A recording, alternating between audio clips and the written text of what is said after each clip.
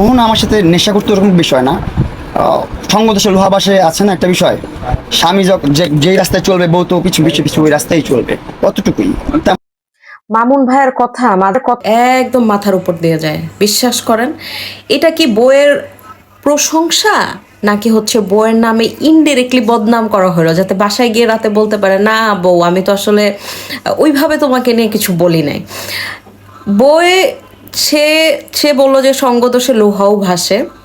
তো তার মানে কি সে নেশা করে এরকম সামথিং কিছু একটা বুঝে দিন। আবার সে বললো যে না আসলে ব্যাপারটা এরকম না।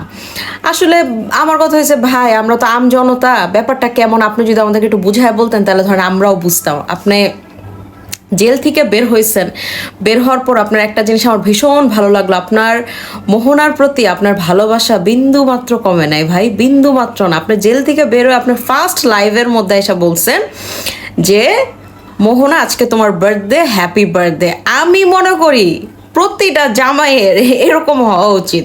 প্রতিটা জামাইয়ের মানে বউ যা খুশি তা করুক ভাই, আমি বউরে ভালোবাসি, বউ যা খুশি তা করুক। আপনি যদি এই ভালোবাসার মানে 10 ভাগের 1 ভাগের মানে একটুখানিও যদি মনে হয় লালারও যদি ভালোবাসতেন, আপনার লাইফটা আরো অনেক সুন্দর হতো আমার কাছে লাগে আর কি। যাই হোক, তো যদিও এটা আপনার সম্পূর্ণ ব্যক্তিগত ব্যাপার। এখন কথা হচ্ছে যারা এই ভিডিওটা দেখতেছেন, আমার তো আসলে মাথার উপর দিয়ে গেল ব্যাপারটা। আপনারা কমেন্টস করে জানান যে মামুন ভাই আসলে বইয়ের প্রশংসা করলো নাকি ভাই বইয়ের দুর্নাম করলো।